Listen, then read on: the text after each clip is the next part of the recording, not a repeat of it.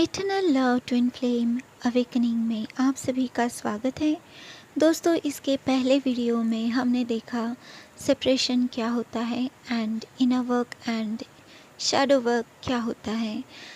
उसके बारे में अगर आप और जानकारी चाहते हैं तो आप मेरा वो वीडियो देख सकते हैं। उसके पहले मैंने 2 science of twin flame confirmation and 8 stages of twin flame journey ये मैंने शेयर किया था। पहले के अगर वीडियो आपने नहीं देखे तो आपको ज़रूर देखनी चाहिए। आज हम जानेंगे ट्विन फ्लेम असेंशन, एनलाइटनमेंट या अवेकनिंग क्या है और उसके रीज़न क्या हो सकते हैं, ये जर्नी क्यों हमें दी गई है। इसके बारे में जानते हैं। Divine masculine and divine feminine दोनों के लिए ही ये वीडियो बहुत ही इम्पॉर्टेंट साबित होने वाला है। एंड मेरे जर्नी में मैंने कुछ नोट्स निकाले थे, उसी के ऊपर ये वीडियो मैं बना रही हूँ। एंड अलग अलग लोगों से मैंने अलग अलग चीज़ें सुनी हैं, उसको ही टुगेदर मैं यहाँ पे प्रेजेंट कर रही हूँ, जो कि मुझे समझ में आई, जो कि मेरे साथ रेजोनेट की है, वो एनर्जी मैं आपके साथ शेयर कर रही हूँ। यहाँ पे हम असेंशन या एनलाइटनमेंट, अवेकनिंग जब हम कहते हैं तो उसके साथ साथ या उसके इर्द गिर्द घूमने वाले सब्जेक्ट भी हम देखने वाले हैं। जब हम असेंशन, एनलाइटनमेंट, अवेकनिंग कहते हैं तो उसके साथ साथ मोक्ष ये शब्द आता ही आता है।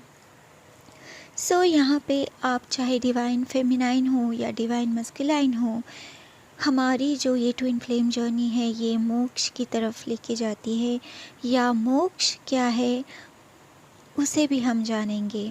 ठीक है। पहली बात तो ये जर्नी शुरू होती है डिवाइन फेमिनाइन से, उनकी अवेकनिंग पहले होती है। डिवाइन फेमिनाइन को ही ये क्यों दी गई है, ओके, ये स्टार्ट या ये चार्ज डिवाइन फेमिनाइन को ही क्यों दिया गया है।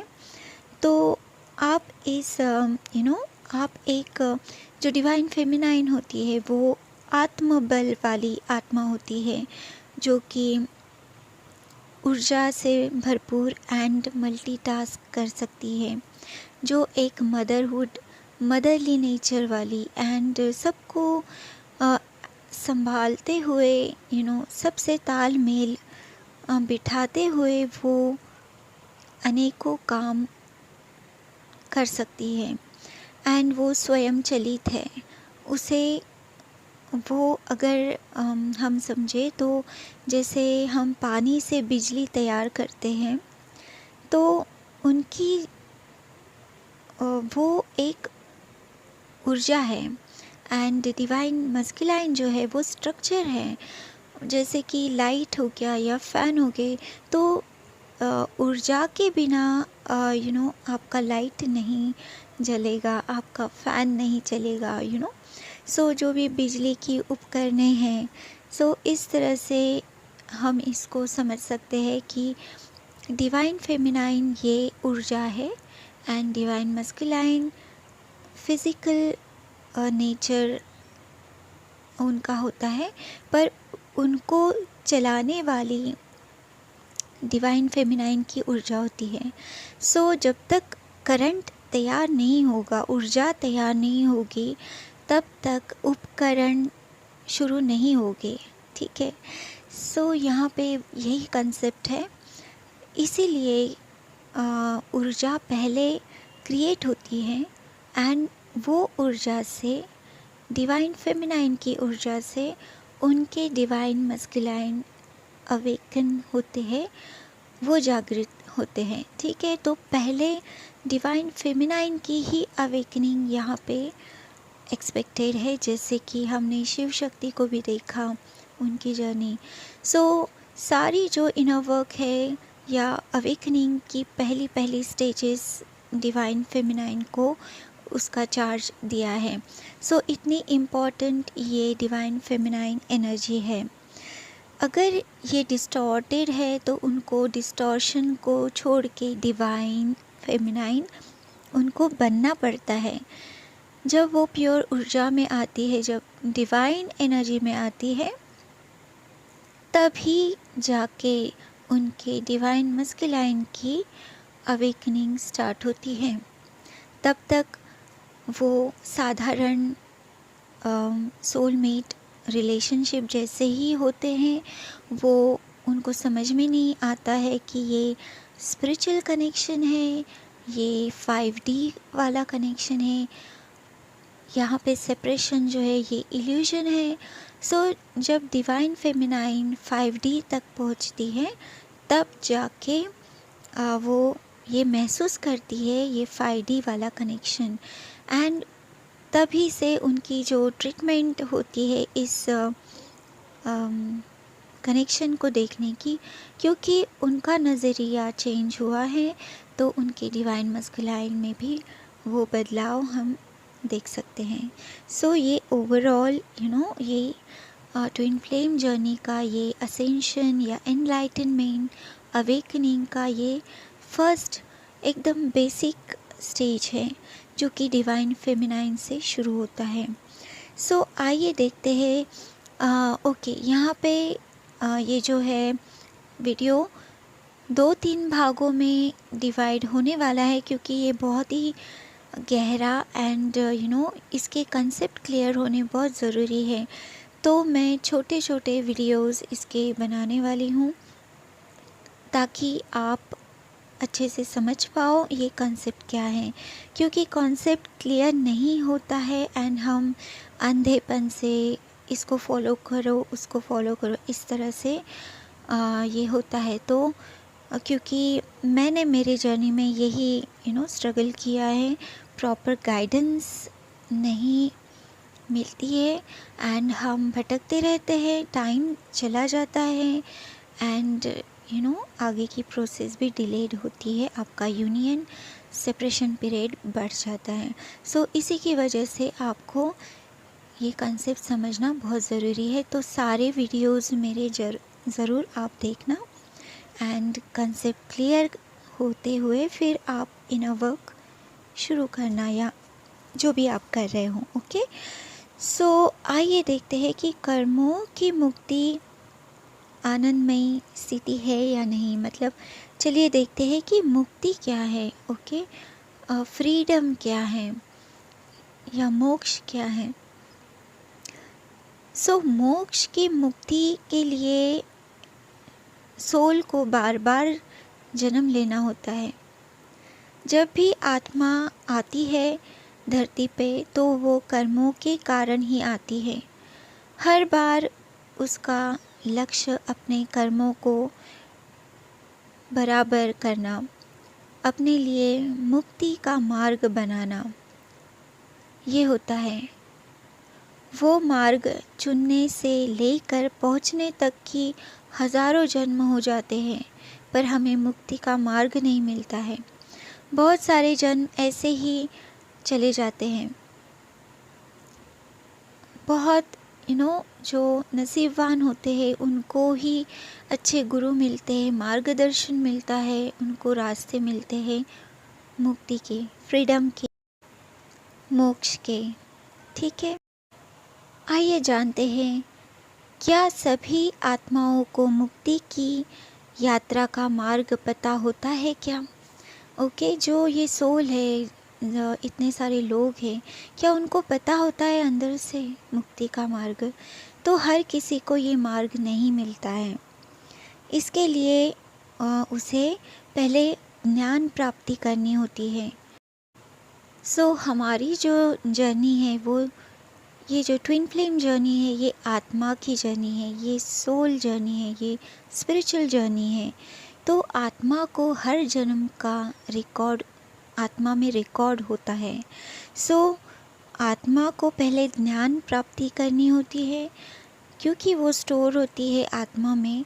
तो आप चाहे कितना भी जन्म ले या आप जन्म ले के भूल जाए, फिर भी आत्मा को हर चीज़ पता होती है, जैसे जिसको हम आकाशिक रिकॉर्ड्स भी कह सकते हैं। सो नॉलेज जब हमें होता है तो हम भटकना कम करते हैं, हमको सीधा सीधा पता होता है कि हमें जाना कहाँ है। तो आत्मा जन्म इसीलिए ही लेती है कि उसका ये जो भटकाव है वो ख़त्म हो। पर एंड आत्मा हर जन्म में आती है और उसको वो मुक्ति का मार्ग चाहिए रहता है, इसीलिए वो स्टेबल या फुलफिलमेंट उसको फील नहीं होता है।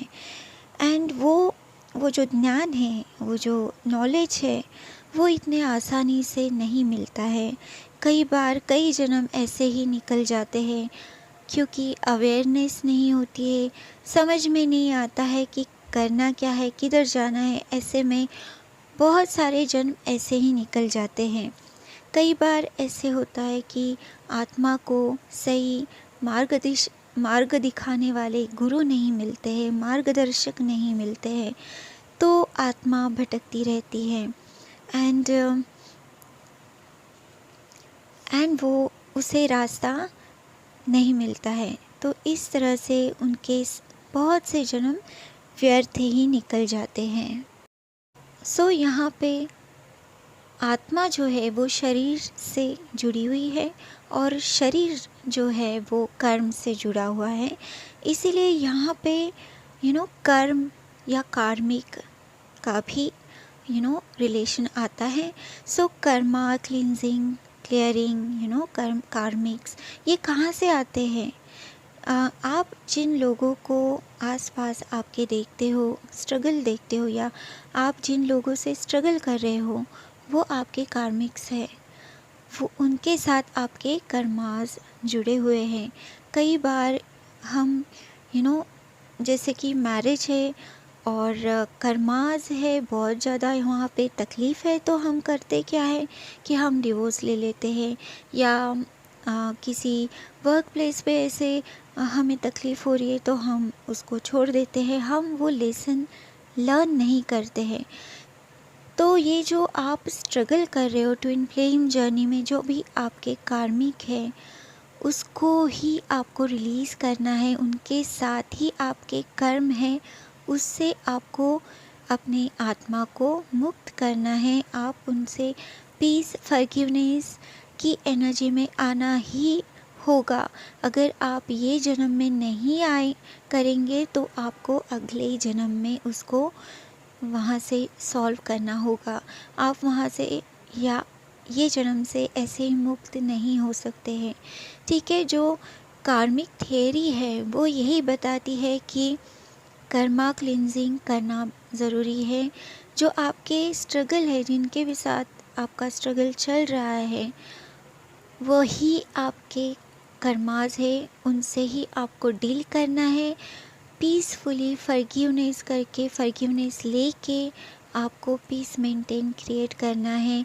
एंड ये जर्नी का ही एक बड़ा हिस्सा है। सो कई बार ऐसे भी होता है कि हर जन्म में सब कुछ ठीक नहीं रहता है। कई जन्म में बहुत ज़्यादा कार्मिक होते हैं, कार्मिक यातना होती है, तो सोल आत्महत्या करती है, बीच में ही वो जर्नी छोड़ देती हैं। सो ऐसे टेंशन या बोझ या ऐसी सोल कार्मिक यातना सहन नहीं कर पाती है, तो वो ऐसे ही आत्महत्या करती है या उस जन्म को छोड़ के वो चले जाने का डिसाइड करती है। तो ऐसे भी कर्मास वैसे ही पेंडिंग हो जाते हैं। तो या लोग कई तरह के रिश्तों से भी निकल जाते हैं। बहुत ज़्यादा कार्मिक है तो अलग हो जाते हैं, लेकिन आपको वो कार्मिक पूरा करना ही पड़ेगा। अगर आपने इस जन्म में नहीं किया है तो नेक्स्ट जन्म में इस तरह का कुछ ना कुछ ज़रूर रहेगा। सो कई बार आपने देखा होगा कि आत्मा एक ही लेसन बार बार पढ़ने धरती पे जन्म लेती है। बहुत बार आपने भी ऐसे देखा होगा कि एक ही टाइप की सिचुएशन बार बार आती है। इसका यही कारण है कि आपको जो डिवाइन लेसन्स सिखा रहे हैं वो आपने पढ़े ही नहीं, वो आपने सीखे ही नहीं। एक पर्सन से नहीं सीखा तो उसी टाइप का दूसरा पर्सन आपके लाइफ में इसी तरह के अनुभव आपको देख के चला जाता है। सो इसका यही मतलब है कि डिवाइन जो आपको सामने सिचुएशन दे रहे हैं उसको आपको फेस करना है, उसको आपको रिलीज़ करना है अपने सिस्टम से, अपने ऑरा से। सो इसी के लिए हम इनर वर्क करते हैं, इसी के लिए हम शैडो वर्क करते हैं, इसी के लिए हम चक्रास क्लिनजिंग क्लियरिंग करते हैं, क्योंकि हम आत्मा की आवाज़ सुनना चाहते हैं। किसी भी तरह से आप आत्मा की आवाज़ आप तक पहुँचे। आत्मा ही आपको गाइड करती है, क्योंकि सारे रिकॉर्ड्स आपके आत्मा के पास है, जैसे कि मैंने पहले एक्सप्लेन किया। सो इसीलिए इनर वर्क, इसीलिए चक्रास क्लिनजिंग क्लियरिंग करना, हमारे चैनल 7 चैनल जो मेन चैनल है उसको हमको क्लीन रखना होता है, ताकि आपकी गाइडेंस जो आपके लिए है स्पेशल वो आप तक पहुँचे। हम सभी ने ये महसूस किया है कि आपने भी देखा होगा कि चीज़ें अच्छी रखने के लिए हमें बहुत मेहनत करनी होती है। हम बाज़ार से सब्ज़ी लाते हैं तो उसको हमको फ्रीज़ में रखना होता है। चीज़ें ख़राब होने की टेंडेंसी यहाँ पे दिखती है। सो सड़ती है चीज़ें, ख़राब होती है, उस डिग्रेडेशन होता है। उसको मेंटेन करने के लिए हमें प्रयास करने होते हैं, हमें एक्स्ट्रा एफ़र्ट्स डालने होते हैं। तो आप जब चक्रास करते हो, आप जब मेडिटेशन करते हो, आप जब आप खुद की एनर्जी को क्लियर रखने की कोशिश करते हो, आपके इर्द गिर्द ऐसी निगेटिविटी है, ऐसे निगेटिव लोग हैं, ऐसे निगेटिव प्रोजेक्शन है, उसकी वजह से आपको आपकी एनर्जी को इंटैक्ट रखने के लिए प्रोटेक्शन किस तरह से लें, एनर्जी क्लीन कैसे करें, और भी कई तरीके हैं जिसके असरात आपके एनर्जी में, आपके चक्रास पे, आपके इस जर्नी पे होते हैं। सो आगे के आने वाले वीडियो में हम उसके बारे में भी डिटेल में जानेंगे। इसके बाद के जो भी वीडियो मैं अपलोड करूँगी उसको भी आप ज़रूर सुनिए, अवेयर हो जाइए, क्योंकि अवेयरनेस ही आपको इस जर्नी में आगे बढ़ाएगा। आपकी इनर गाइडेंस आपको अचीव करनी है, किसी के ऊपर भी डिपेंडेंट आपको नहीं रहना चाहिए, क्योंकि आपके कर्मास आपके आत्मा को पता है, उसका कनेक्शन किस तरह से होना चाहिए ये कोई भी गुरु आपको बता सकता है। पर जब तक आप उसको करेंगे नहीं, आप उसको मेडिटेट नहीं करेंगे, आप अपने चक्रास के ऊपर काम नहीं करेंगे, आप एंसेस्ट्रल हीलिंग नहीं करेंगे, आप इनर चाइल्डहुड हीलिंग नहीं करेंगे, आप खुद के ऊपर काम नहीं करेंगे तो नहीं चलेगा। आपको स्टेप्स उठानी होगी, आपको कनेक्शन बनाना होगा, तभी जाके आपकी एनर्जी आपकी जर्नी आगे बढ़ेगी, आपका एनर्जी मेंटेन रहेगी, आप पावर में रहोगे, एंड आप higher vibration, higher dimension 5D में आप बहुत जल्द पहुंच जाओगे।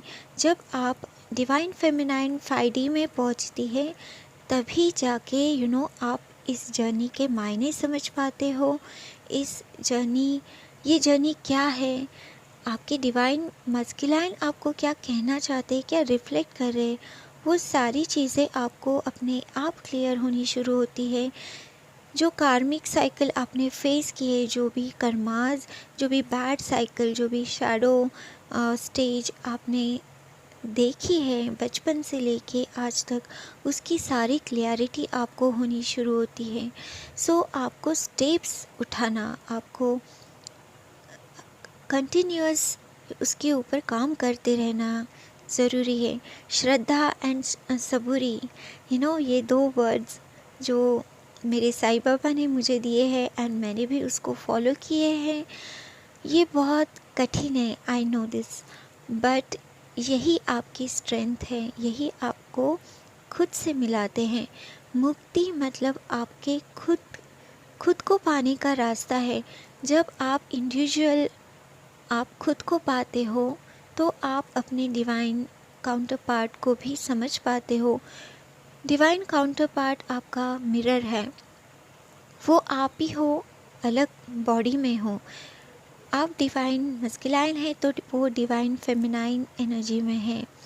आप दोनों की आत्मा एक है एंड बट आपने जन्म अलग अलग लिया है। तो आपके एक्सपीरियंसेस, आपने जो भी बचपन से लेके आज तक आपकी ज़िंदगी रही है, जो भी आपके अनुभव रहे हैं, वो जब आप एक दूसरे से शेयर करोगे तो आप वो पावर महसूस करोगे।